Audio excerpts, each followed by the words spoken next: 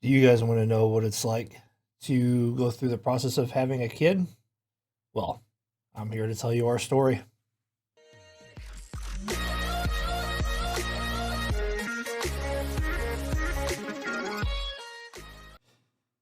Alrighty. So as a couple of my friends pointed out from my last video, um, obviously it was produced and created and sent out and everything in April after I had said, that we had planned for our son to be here in March. So everybody was kind of like, I mean, you're about a couple months past that, you're a month or whatever behind from where that is and everything. So I wanted to kind of make this to basically explain just everything. So our like birth story. So our son is here. Um, Mr. Oliver was born last month at the beginning of the month. So we were kind of made aware that my wife was in the process of not necessarily having an issue or concern really for preeclampsia, um, but her diastolic pressure was kind of creeping up a little bit more and more and more, especially once we kind of got into the second trimester. So with that, basically they had said that the plan once we kind of reached around 32 to 34 weeks, the plan was to start to think about inducing her at around 37, 38 weeks. Obviously, if he were to try to come before then, we would cross that bridge whenever we got to there. But otherwise, the plan would be to kind of induce her around 37 to 38 weeks, just because. So, for those that aren't aware, obviously, with pregnant women, becomes more blood volume in the body of the female. With that, there can come various different things, whether it be some issues with blood sugar control. If you've ever heard of like gestational diabetes, that's kind of where that comes in. But one of the more common things along with gestational diabetes is a thing called eclampsia.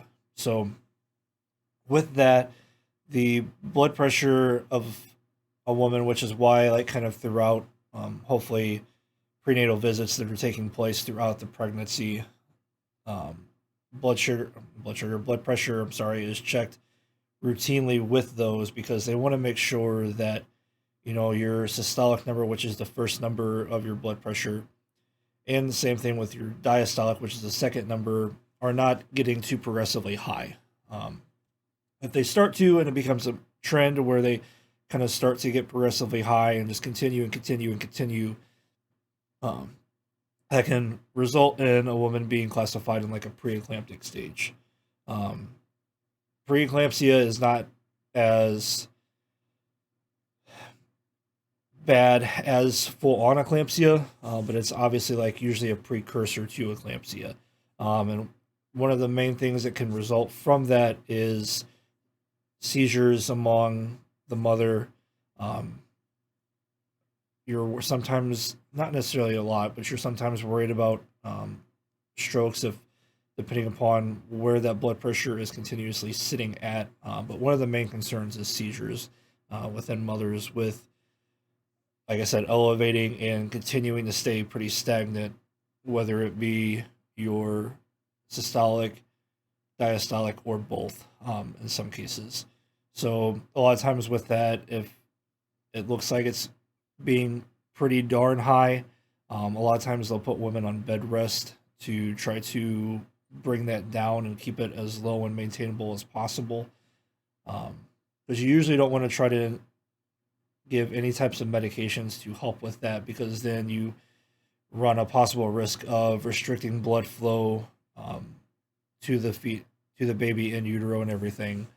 So that's why a lot of times they'll put women on bed rest, just like I said, to try to decrease that activity level to try to get that blood pressure where it can be at maintainable levels, so that way she can finish out her pregnancy. Um, so my wife was not necessarily in like a full eclamptic state. She was just kind of really on the border between what's considered like chronic hypertension and preeclampsia. Um, so that was why the big recommendation of induction versus letting her go to full term started to really kind of come up. So we ended up the 36th week whenever we went for that, which is usually the last planned prenatal visit that you'll have with your OBGYN before the actual delivery of the baby. We went for that, went ahead and decided to continue on with the plan to induce her at 37 weeks. So basically, how that ended up working was on the day of that, the 37th week, which was a Tuesday. um, we were basically told, because of emergent cases that happen, they couldn't actually say, make sure you're at the hospital at this particular time. Basically, what they said was from midnight of that day to 11:59 p.m. of that day, anywhere in that time spectrum, we will call you. Um, from that call, we had a 2 hour window to get from basically our house to the hospital, which was about 45 minutes away. So obviously, we are able to do that without like rushing around and everything like that. So we ended up getting a call around 4:30 in the afternoon. Thankfully, not a.m., but around 4:30 in the afternoon, saying that they had a bed available for us and everything to go ahead and head up. So, like I said, that started our 2 hour window from where we actually needed to be at the hospital and checked in. Got all of our stuff, which we already had, in our wonderful hospital bags and everything like that. Got all that, went over to the hospital, got checked in, got up to a room. And so with that, they kind of started her on a medication that's called Cytotec. Basically, what that does is it kind of helps.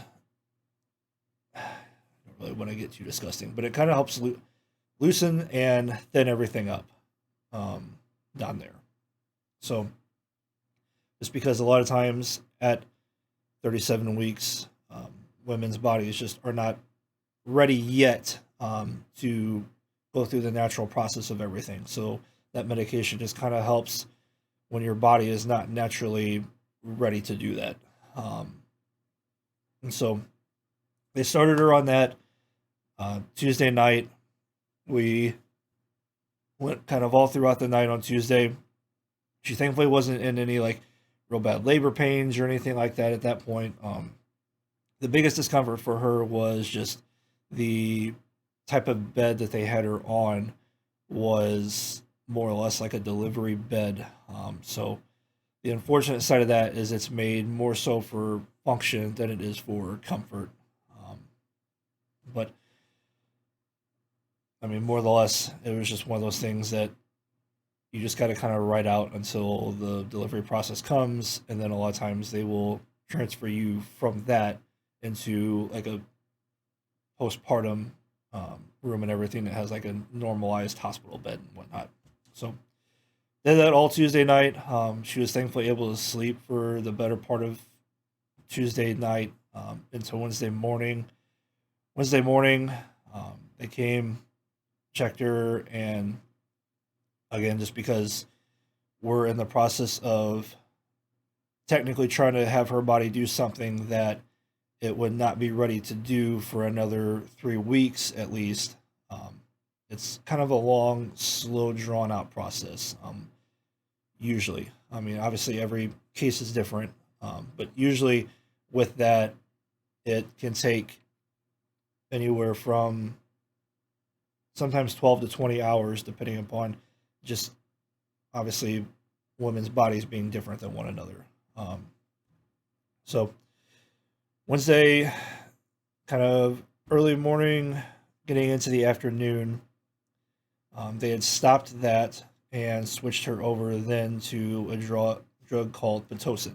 Um, it's a very popular labor-inducing drug that a lot of women that try to deliver with medications and sometimes deliver before that 40-week increment, and sometimes even after the 40-week increment, just if your body's not naturally doing what it needs to do yet. Pitocin is a very streamlined mainline drug that will get pushed through an IV for the mother to just kind of help get labor going and get labor jump started a little bit. The hardest part about that is it's essentially going until you get darn near basically ready to deliver. Um, so then it's just kind of a elongated waiting game. So, and something to mention with this too is the entire time, which if you watch any, labor vlog videos that show the process and everything on YouTube, which there are a plethora of, they have a monitor that's kind of banded around her abdomen that is constantly monitoring baby's heart rate and everything. And there's alarms and everything that if that were to go awry and whatnot, alerts the nursing staff that something is wrong, as well as them coming in and obviously checking my wife's like vitals and her heart rate and her blood pressure and everything. Which, thankfully, her blood pressure wasn't terrible throughout this whole process. So the only kind of bad sign is kind of at this point, just with that bed, like I said, being more so for function, not comfort. She started to have a lot of lower back and hip pain. So then throughout this room, they've got various objects, whether it be a yoga ball, they call it a peanut, but it's basically a peanut shaped large foam object that can kind of help.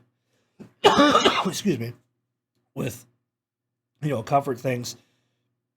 Every time she would try to get on the yoga ball and just kind of bend over to stretch that area out and have me kind of massage her lower back and stuff, the monitor would slip off, which is obviously a no-go because they have to constantly be monitoring the baby through that.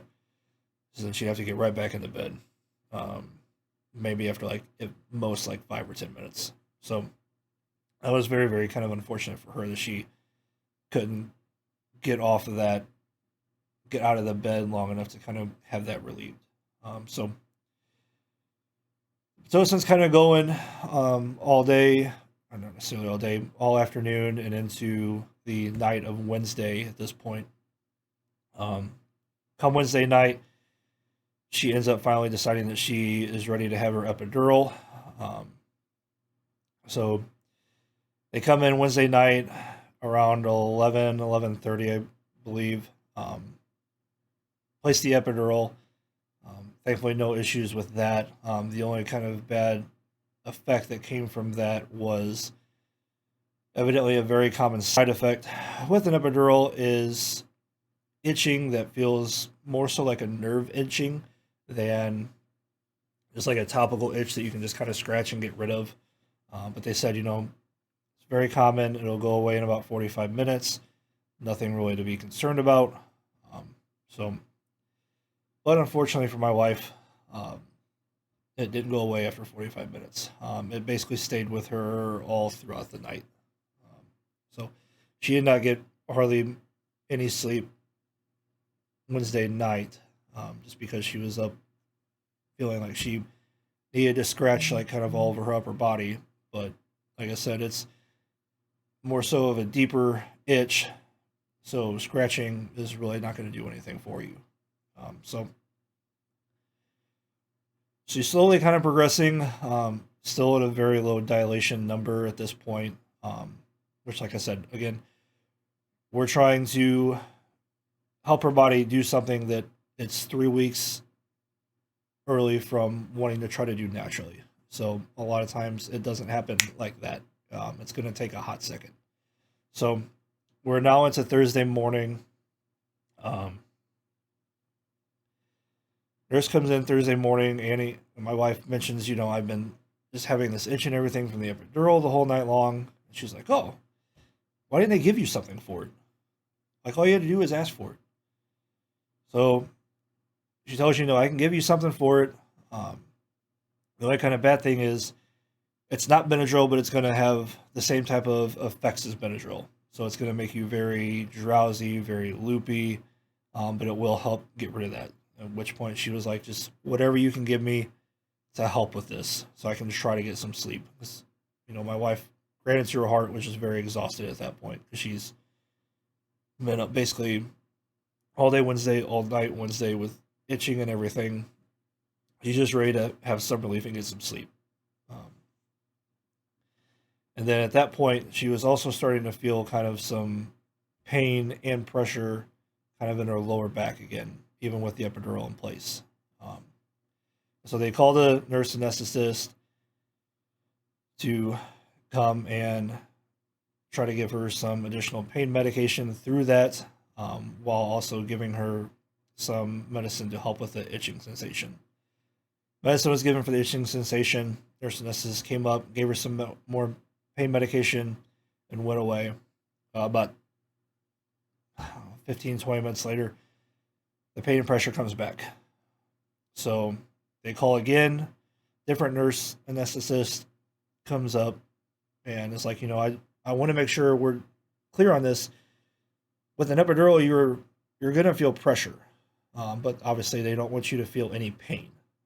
There's a very big difference between the two, um, and my wife was unfortunately feeling both. Um, so they're like, okay, we can give you a little bit more pain medication. This CRNA was like, well, basically what I'll do is I'll give you some more pain medication, and I'm going to actually stay in here because if this does not work and last, what we'll have to do is basically take that epidural out and replace it with a new one, which was fine. I mean, in a sense, just because no matter what, her and I both at that point just wanted her to no longer be in pain. Like I said, pressure is normal, pain is not. That needs to be corrected, which this CRNA was very much, that's what I'm here to make sure we do. And I'm thankful for that. So gave her some more pain medication. Again, after about 10, 15 minutes, it wore off to where she was feeling both the pain and the pressure again. So it was decided at that point that they needed to take out the epidural and replace it with another one. Before they did that, they had checked her dilation again, and at this point, she was at 6 centimeters dilated, which is what's then considered to be the active labor stage from when you go from 6 to 10, 10 being fully dilated and fully effaced, which is where you're at whenever you're ready to give birth. So my wife, to her poor credit, because they'd given her that medication to help with the itching, she is full on like drowsy and loopy at this point to where she doesn't really know much about what's going on. So I'm sitting on the side of the bed, helping hold her up on the side of the bed so they can take out the epidural and put the new one in. So they take that one out, put the new one in, push some more pain medication through that. That is finally working. She is no longer in any pain whatsoever. The downside,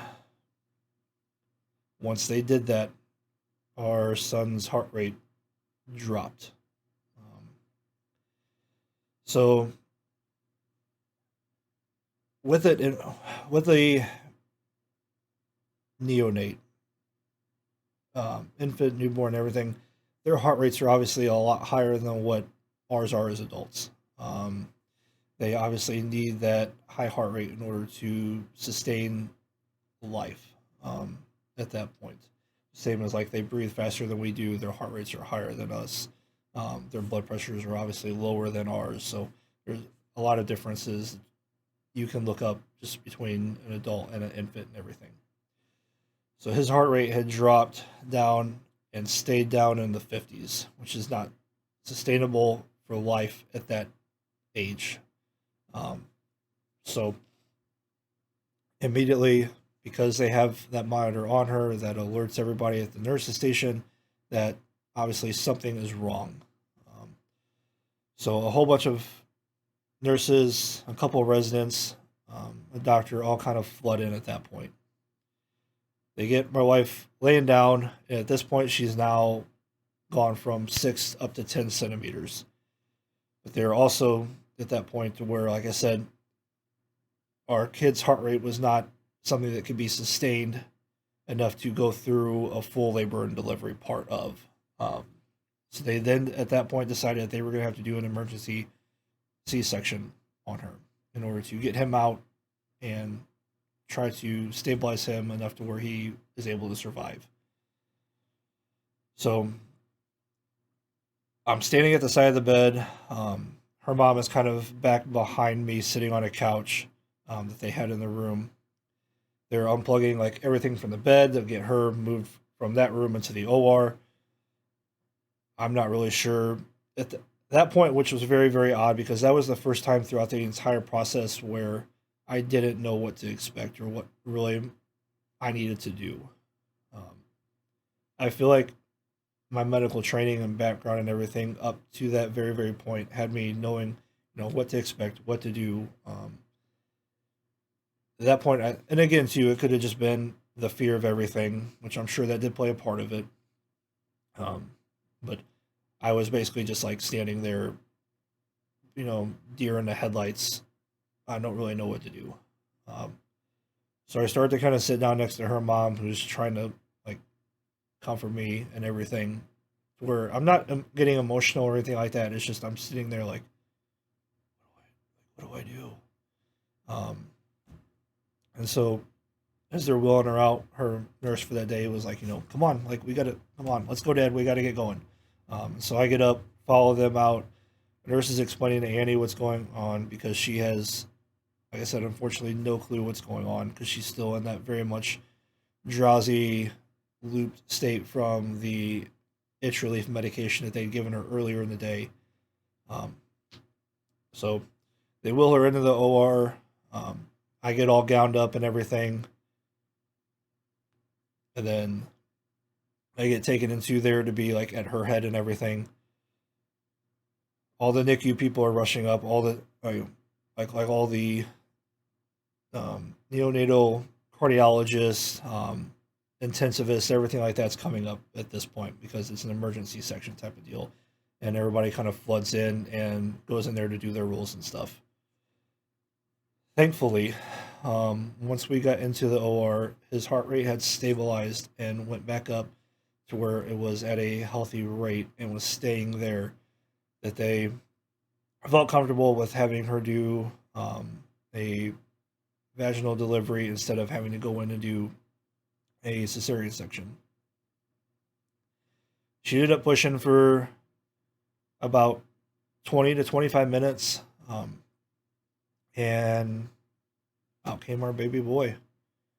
Um, he was a little cyanotic at first, which is, again is very, very common with babies, um, just because they are used to having an oxygen saturation in the womb at around 60 to the high 60%, whereas most average normal adults live between 94 and 100%. So it's very, very common for them to come out being a little cyanotic or a little blue, sometimes a little gray. Um, Usually, after a couple minutes, the goal is to obviously have them pink up and kind of perk up and everything, um, which he did after a few minutes. And honestly, from there on out, the rest is kind of history. He ended up having some blood sugar issues that we ended up having to correct. He ended up having some bilirubin issues, which again we ended up having to correct. But our boy is a fighter. I think he proved that through being able to get that heart rate back up in utero and being able to, get through the hypoglycemia issue, get through the bilirubin issue, to where, I mean, at this point now we've got a healthy, beautiful 7-week-old baby. we were very, very fortunate.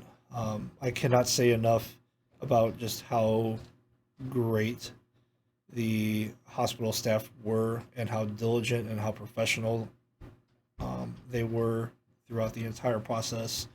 Um, I mean, my only negative comment was just that night after she'd gotten the epidural, the nurse not telling us anything that she could have gotten something for relief. But I feel like if that's my biggest complaint, that's a pretty good time frame of things. So again, very very thankful for the hospital staff that was there for us through everything. Um, and yeah, like I said, we were very very fortunate to have our son now here with us. Have him be healthy.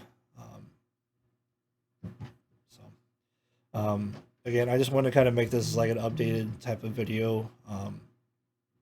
I appreciate everybody that has um, been watching my stuff. Anybody that's thrown out any prayers or anything towards us. Like I said, it's truly, I honestly can't chalk it up to anything being a God given miracle that we were able to get pregnant, go through a pretty wise, healthy pregnancy, and now have a beautiful baby boy here with us. So, thank you very much. I apologize for the length of this video. um, but I just, like I said, I just wanted to give an update on everything.